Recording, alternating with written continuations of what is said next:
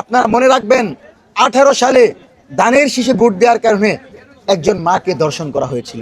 আর আজকে শাপলাকলিতে ভোট দেওয়ার জন্য বিএনপির বিরুদ্ধে ধর্ষণের অভিযোগ উঠেছে। বিএনপির প্রার্থীরা, বিএনপির এমপিরা আওয়ামী লীগের অফিস খুলে দিতে পারেন না। আওয়ামী লীগ নিষিদ্ধ, দক্ষিণ এশিয়ার সবচেয়ে বড় সন্ত্রাসী সংগঠন আওয়ামী লীগ। আপনি আওয়ামী লীগের অফিস খুলে দেন, আওয়ামী লীগকে জয় বাংলা স্লোগান দেওয়ার সুযোগ করে দেন। তারেক রহমান অতি অল্প সময়ের ভিতর এ বিষয়ে কঠিন পদক্ষেপ নেবেন এবং যে সকল হামলা হয়েছে তা সুষ্ঠু বিচার নিশ্চিত করবেন। নির্বাচনের পর একটা প্রতীকে ভোট দেওয়ার কারণে আমরা লক্ষ্য করেছি অন্য দল তাদের উপর হামলা করেছে এবং ধর্ষণের মতো ঘটনার অভিযোগ এসেছে।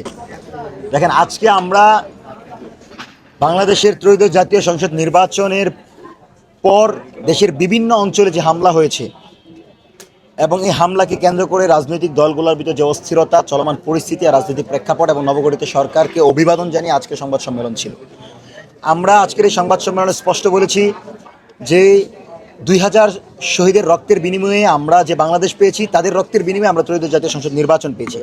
সুতরাং এই সংসদ নির্বাচনের যারা প্রতিনিধি হবে তাদের প্রথম এবং প্রধান দায়িত্ব হচ্ছে জুলাইয়ের যে এজেন্ডা ছিল এবং আধিপত্যবাদ বিরোধী লড়াইয়ের যে সৈনিক আবু সাইদ, ওয়াসিম মুগ্ধ, তাদের চেতনার আলোকে বাংলাদেশকে নেতৃত্ব দেয়া। আমরা এমন একটা বাংলাদেশ প্রত্যাশা করি যে বাংলাদেশে বিরোধী দল, মত সবাই থাকবে, সবাই কথা বলবে। কিন্তু নির্বাচনের পর একটা প্রতীকে ভোট দেওয়ার কারণে আমরা লক্ষ্য করেছি অন্য দল তাদের উপর হামলা করেছে এবং ধর্ষণের মতো ঘটনার অভিযোগ এসেছে।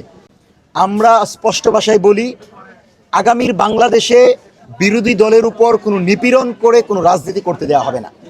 আপনি আপনার ভোট দিবেন, আপনি আপনার দল করবেন প্রকাশ্যে, উন্মুক্ত, স্বাধীনভাবে। সরকারি দল এবং বিরোধী দলের সম্পর্ক হবেন আলোচনার ভিত্তিতে। এবং দেশনায়ক তারেক রহমান ইতিমধ্যেই আমির জামাতের বাসায় গিয়েছেন, নাহিদ ইসলামের বাসায় গিয়েছেন। আমরা মনে করি তিনি সম্প্রীতির বাংলাদেশের বার্তা দিয়েছেন। তার দলের নাম ভাঙিয়ে দেশের বিভিন্ন জায়গায় যে অরাজক পরিস্থিতি সৃষ্টি হচ্ছে, মা বোনদের উপর আক্রমণ হচ্ছে, আমরা ঘৃণা করে তা প্রত্যাখ্যান করছি। আমরা মনে করি তারেক রহমান অতি অল্প সময়ের ভিতর এ বিষয়ে কঠিন পদক্ষেপ নেবেন এবং যে সকল হামলা হয়েছে তা সুষ্ঠু বিচার নিশ্চিত করবেন। পাশাপাশি আগামীর রাজনীতিতে যে যিনি বার্তা যে দিয়েছেন তিনি, সেটা হচ্ছে সরকারি দল, বিরোধী দল সংসদে যাবে, কথা বলবে, জনগণের অধিকার আদায়ে বিরোধী দল মাঠে থাকবে, সরকারি দল সেগুলো বাস্তবায়ন করবে। সুতরাং এই ন্যায্যতা, এই সম্প্রীতির ভিতর যেন কোনো ফ্যাসিস্টদের সহযোগী সক্রিয় হয়ে ভাঙন তৈরি করতে না পারে, সেজন্য সরকারি দলকে দায়িত্ব নিতে হবে। সরকারি দলের বিএনপির প্রার্থীরা, বিএনপির এমপিরা আওয়ামী লীগের অফিস খুলে দিতে পারেন না। আওয়ামী লীগ নিষিদ্ধ, দক্ষিণ এশিয়ার সবচেয়ে বড় সন্ত্রাসী সংগঠন আওয়ামী লীগ। আপনি আওয়ামী লীগের অফিস খুলে দেন, আওয়ামী লীগকে জয় বাংলা স্লোগান দেওয়ার সুযোগ করে দেন। এই ধরনের রাজনীতি যদি কোনো দল করতে চায়, ফ্যাসিস্টদের সহযোগী যদি কেউ হতে চায়, বাংলাদেশের জনগণ কিন্তু তাদেরকে প্রতিহত করবে। আপনারা মনে রাখবেন 18 সালে দানের শীষে ভোট দেওয়ার কারণে একজন মাকে ধর্ষণ করা হয়েছিল। আর আজকে শাপলাকলিতে ভোট দেওয়ার জন্য বিএনপির বিরুদ্ধে ধর্ষণের অভিযোগ উঠেছে। কত বড় লজ্জার একটি বিষয়। আমরা মনে করি বাংলাদেশি জাতীয়তাবাদে সকল ফ্যাসিবাদ বিরোধী দলগুলো ঐক্যবদ্ধ। আমরা সবাই বাংলাদেশি। বাংলাদেশের জনগণের চাওয়া হচ্ছে এদেশের মা, মাটি, কামার কুমার, জেলে, চাষার প্রতিনিধি হিসাবে সংসদে প্রতিনিধিরা কথা বলবে, অধিকার আদায়ে কথা বলবে। কোনোভাবেই জালেম হয়ে যাবেন না। আপনারা মাজলুমের ভূমিকায় থাকেন, আপনারা আমাদেরকে ট্যাগিং দেন, নতুন বিএনপি সাজেন। আমরা বিএনপির পক্ষে, জামাতের পক্ষে, ন্যায্যতার পক্ষে কথা বলার জন্য দল করা লাগবে না।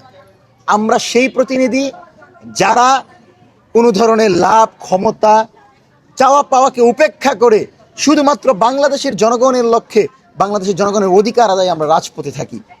সুতরাং আমরা কথা বলবো, আমাদের কথা যেন আপনারা নিতে পারেন, গ্রহণ করতে পারেন, আমাদের কথার আলোকে যেন বাংলাদেশকে নেতৃত্ব দিতে পারেন, এতটুকু হিম্মত, সাহস, উদারতা আপনাদের ভিতরে থাকা লাগবে। আমরা কথা বলবো, আমরা হাদি হত্যার বিচার চাইবো, আমরা শাপলা হত্যার বিচার চাইবো, পিলখানার বিচার চাইবো, মোদী বিরোধী আন্দোলন আমাদের যে ভাইরা শহীদ হয়েছে সেটা নিয়ে মাঠে নামতেই পারি। সেজন্য আপনি আমাদের উপর পুলিশকে লেলিয়ে দিবেন, হাসিনার মতো এই কাজগুলো করবেন না। এবং আমরা আশা করি তারেক রহমান এই কাজ করবেন না। এবং বর্তমান অন্তর্বর্তীকালীন সরকারের আজকে তারা ক্ষমতা হস্তান্তর করে দিবেন। ক্ষমতা হস্তান্তর করার পর অন্তর্বর্তীকালীন সরকারের যে সকল উপদেষ্টারা দুর্নীতিতে জড়িত ছিল এদের প্রত্যেককে বিচারের মুখোমুখি করেন। No safe exit. বাংলাদেশ থেকে সেফ এক্সিট দেওয়ার কোনো প্রশ্নই আসে না। তারা জবাব দিবে হাদি হত্যাকাণ্ডের বিচার কেন তারা করতে পারে নাই। তারা জবাব দিবে কেন বাংলাদেশে তাদের অর্থ লুটপাট করেছে, কেন তারা বিচার প্রক্রিয়াকে বাধাগ্রস্ত করেছে। এই জবাব তারা দিবে নতুন সরকারের কাছে। ফ্যাসিবাদ বিরোধী নির্বাচনের মাধ্যমে নতুন যে সরকার আছে তাদের কাছে। সুতরাং এই সরকার আমাদের সরকার, জনগণের সরকার। এই সরকার আমাদেরকে নিয়ে ঐক্যবদ্ধভাবে আওয়ামী লীগ প্রশ্নে আমরা সবাই ঐক্যবদ্ধ থেকে স্বাধীন সার্বভৌম ইনসাফের বাংলাদেশ প্রতিষ্ঠা করব। কোনোভাবেই এই সরকারকে আওয়ামী লীগের পৃষ্ঠপোষকতা করতে দেওয়া হবে না। আওয়ামী লীগের ক্ষেত্রে এই সরকারের ভূমিকা হবে বিচার নিশ্চিত করা, শেখ হাসিনাকে ফিরিয়ে এনে বিচার নিশ্চিত করা।